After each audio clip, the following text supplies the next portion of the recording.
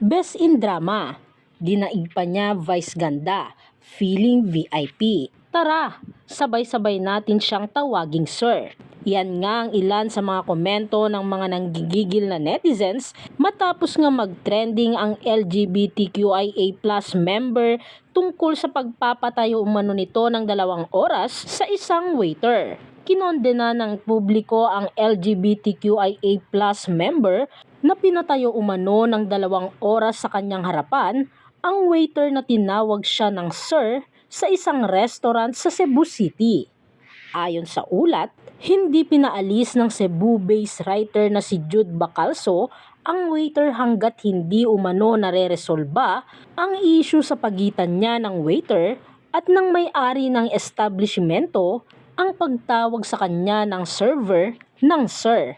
Ayon sa post ni John Calderon, isa ring miyembro ng LGBTQIA+ community, alas 4 ng hapon noong linggo nung nakita niya si Bacalso na nakaharap sa nakatayong waiter. Noong una hindi pinansin ni Calderon ang eksena dahil inakala lang niya na nag-uusap si Bacalso at ang waiter. Pero makaraan ang 2 oras ay hindi pa rin umaalis sa harap ni Calderon ang waiter kaya nilapitan niya ito. I asked this guy Jude if he was the owner or customer. The guy Jude sarcastically said, "Go ask him," referring to the server what happened. Then I asked the server what happened and he answered, "Natawag ko siyang sir," ani ni Calderon. Dagdag niya, paulit-ulit umanong humingi ng paumanhin ang waiter kay Bacalso pero hindi umano natinag ang huli. Ayon sa netizen, wala umanong magawa ang ibang empleyado ng restaurant dahil malapit si Bacalso sa may-ari ng restaurant. Napag-alaman na nakaalis lamang ang waiter nang kumprontahin ni Calderon si Bacalso. Anya, "You voicing for LGBTQ? For that mere mistake sa server? Is that how you want to influence? Part ako sa LGBT myself and you bring shame sa ating community," sabi ni Calderon kay Bacalso. Sa kanyang panig, inamin ni Bacalso na pinagalitan niya ang waiter pero hindi niya ito pinilit na tumayo ng 2 oras sa kanyang harapan. "What transpired between me and the staff at a restaurant was a series of errors. Yes, I was addressed as sir. No, I did not scream or shout at the wait staff who did. My students call me sir and my nephews and nieces call me uncle.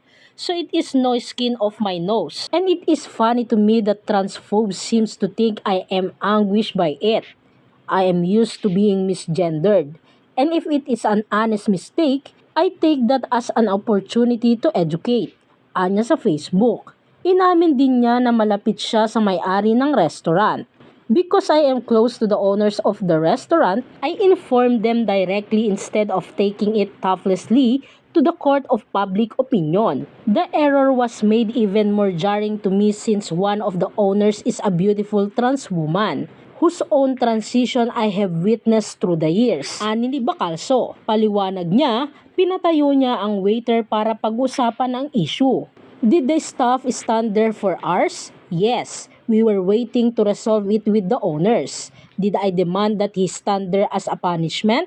No. The supervisor was there when I discussed with the airing staff that perhaps a gender sensitivity seminar would benefit them. The supervisor acknowledged that this incident was a wake-up call to them and that they would welcome that opportunity," wika niya. Pinuna naman ni Baselco ang netizen na nag-post ukol sa insidente. "What transpired between me and the staff was also a matter to be settled between us. And we were, quietly, until that hate-mongering post," punto niya.